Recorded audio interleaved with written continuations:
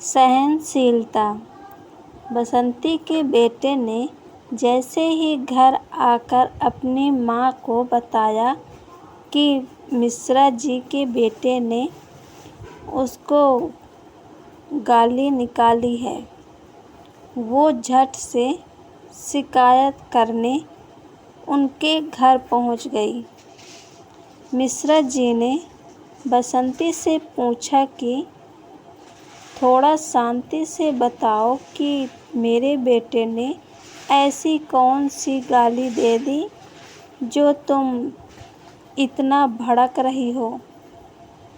बसंती ने कहा कि वो तो मैं आपको नहीं बता सकती।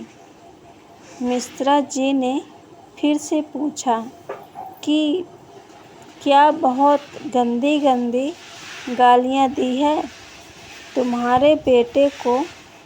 बसंती ने तपाक से कहा कि मिश्रा जी, आपका दिमाग तो ठीक है, क्या आप इतना भी नहीं जानते कि गालियाँ हमेशा गंदी ही होती है। आपने क्या कभी अच्छी गालियाँ भी सुनी हैं। बसंती और उसका बेटा जिस तरह से मिश्रा जी को उल्टे सीधे जवाब दे रहे थे, उनके दिल दिमाग का संतुलन भी बिगड़ने लगा था।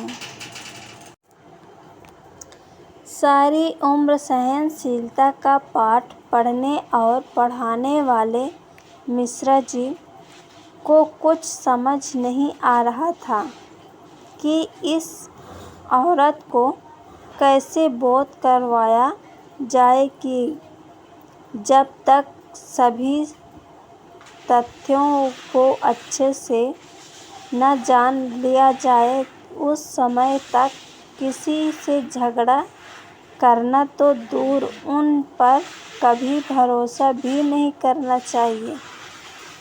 इतनी छोटी सी बात पर बसंती ने इतना झगड़ा कर दिया कि मिश्रा जी का दिल कर रहा था कि इन लोगों को धक्के मारकर अपने घर से निकाल दें, लेकिन फिर ये सोचकर सहम गए कि यदि मैंने भी उन्हें कुछ उल्टा सीधा कह दिया तो बसंती का पति आ जाएगा।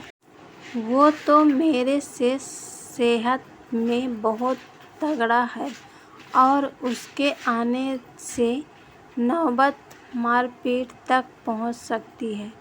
इसी के साथ मिश्रा जी मन ही मन ये सोचने लगे कि हर आदमी की सोच उसकी बुद्धि अनुसार अलग अलग होती है। वैसे भी बच्चों की इस आधी अधूरी बात को सुनकर आपसे बाहर होने को मैं तो क्या कोई भी व्यक्ति इसे समझदारी नहीं मानेगा। ऐसे माहौल में किसी तरह से खुद को शांत रखते हुए हमें अपनी सहन शक्ति की परीक्षा लेनी चाहिए। इस विचार के मन में आते ही मिश्रा जी ने बात को बदलते हुए बसंती से कहा कि आप दुनिया की दूसरी सबसे खूबसूरत औरत हो। बसंती तिलमिलाते हुए बोली, वो तो ठीक है, मुझे पहले यह बताओ कि दुनिया की पहली खूबसूरत औरत कौन है। मिश्रा जी ने हंसते हुए कहा कि पहली खूबसूरत औरत भी तुम ही हो, लेकिन वो सिर्फ उस समय जब तुम हंसती और मुस्कुराती हो।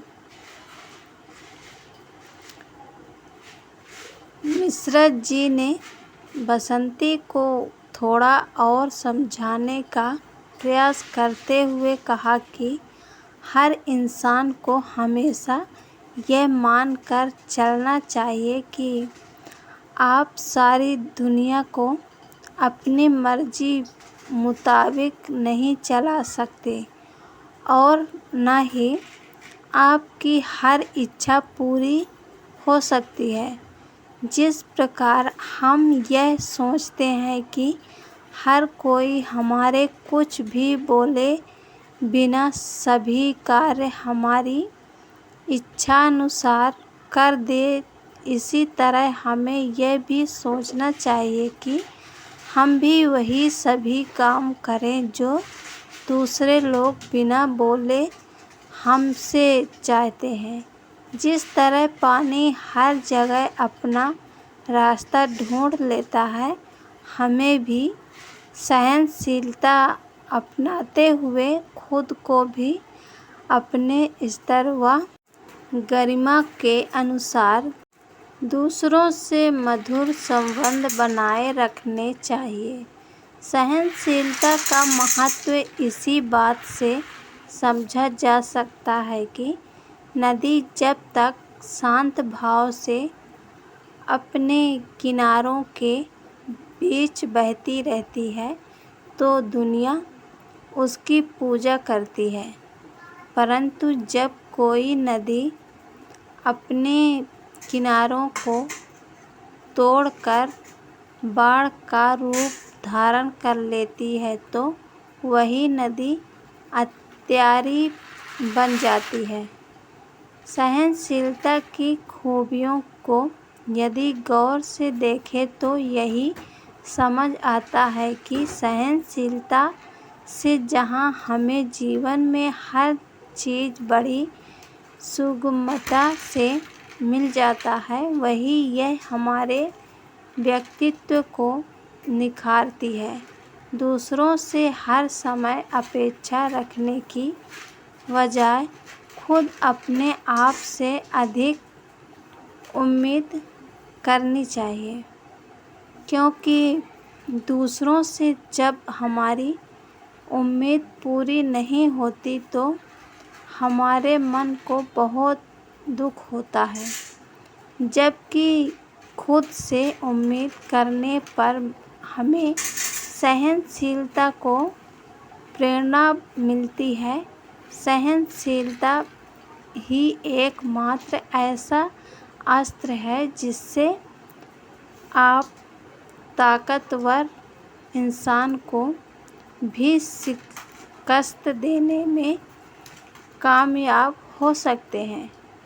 मिश्रा जी की बात खत्म होने के साथ ही बसंती ने कहा कि आज तक हर कोई यह तो जरूर समझता हो था कि यदि शांति को पाना है तो धैर्य को समझो, धीरज को समझो, परंतु इतने सब्र से किसी ने भी सहनशीलता को समझाने की हिम्मत नहीं दिखाई। शायद इसलिए जिस चीज़ को समझने की चाह वर्षों से मन में थी, उसे भी ठीक से न तो कोई समझा पाया न ही मैं समझ पाई। जो बात कई किताबी कीड़े भी ठीक से नहीं कह पाते, आपने तो वो भी सादगी से कहते हुए मेरे मन से शंका के सारे कांटे निकाल दिए। अब जो कुछ मेरी तरफ से कहा न सुनी हुई हो उसके लिए नम्रतापूर्वक आपसे क्षमा मांगती हूँ। मिश्रा जी ने बसंती को इस बात का तर्क देते हुए कहा कि सिर्फ कोरी बातें करने से कुछ नहीं होता। किसी को कुछ भी समझाने से पहले उसे जीवन में अपनाना पड़ता है, तभी आप किसी दूसरे की दिशा को बदल सकते हैं।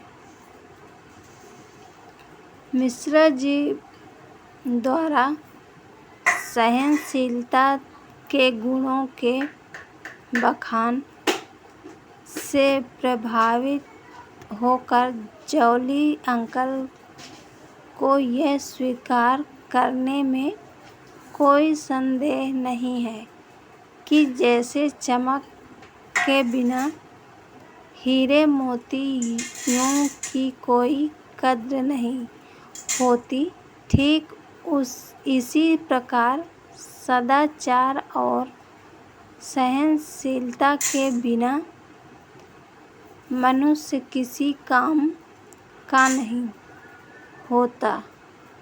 सहनशीलता ही हमारे मन को शीतलता देने के साथ संतुष्टता एवं खुशी देते हैं। सहनशीलता के इन्हीं गुणों से ही हमारा स्वभाव सरल बनने के साथ दूसरों को स्वतः हमारी ओर आकर्षित करते हैं। अंत में तो इतना ही कहा जा सकता है कि जैसे क्रिकेट वर्ल्ड कप जीतने से घर घर में जुनून व ऊर्जा पैदा हुई है, यदि ऐसे ही सहनशीलता जैसे बहुमूल्य और दुर्लभ गुणों का हर देशवासी अपना ले तो हमारे घर संसार से लेकर सारा देश सुंदर और खूबसूरत बन जाएगा। खाली बर्तन सबसे अधिक आवाज़ करते हैं। जीवन में आगे बढ़ना है तो अहंकार और चापलूसी जैसी भावना को मन से मिटाना होगा। ये कहानी पसंद आए तो लाइक और शेयर ज़रूर करिएगा। अब मिलती हूँ अगले कहानी में। Thank you.